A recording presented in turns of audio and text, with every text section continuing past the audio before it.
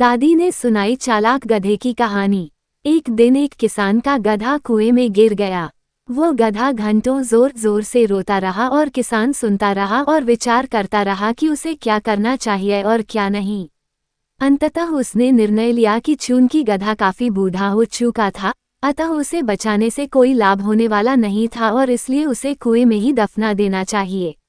किसान ने अपने सभी पड़ोसियों को मदद के लिए बुलाया। सभी ने एक एक फावड़ा पकड़ा और कुएं में मिट्टी डालनी शुरू कर दी।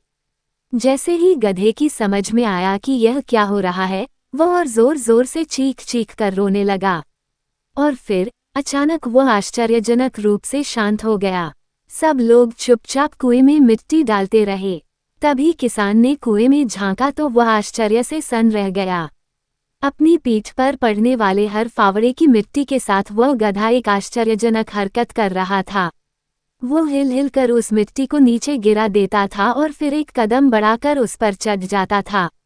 जैसे जैसे किसान तथा उसके पड़ोसी उस पर फावड़ों से मिट्टी गिराते वैसे वैसे वह हिल हिल कर उस मिट्टी को गिरा देता और ऊपर चढ़ आता।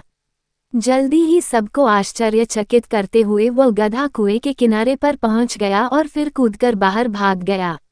ध्यान रखो, तुम्हारे जीवन में भी तुम पर बहुत तरह की मिट्टी फेंकी जाएगी, बहुत तरह की गंदगी तुम पर गिरेगी। जैसे कि तुम्हें आगे बढ़ने से रोकने के लिए कोई बेकार में ही तुम्हारी आलोचना करेगा, कोई तुम्हारी सफलता से ईर्ष्या के कारण तुम्हें बेकार में ही भला बुरा कहेगा, कोई तुमसे आगे निकलने के लिए ऐसे रास्ते अपनाता हुआ दिखेगा जो तुम्हारे आदर्शों के विरुद्ध होंगे। ऐसे में तुम्हें हतोत्साहित होकर कुएं में ही नहीं पड़े रहना है, बल्कि साहस के साथ हिल हिल कर हर तरह की गंदगी को गिरा देना है और उससे सीख लेकर उसे सीढ़ी बनाकर बिना अपने आदर्शों का त्याग किए अपने कदमों को आगे बढ़ाते जाना है।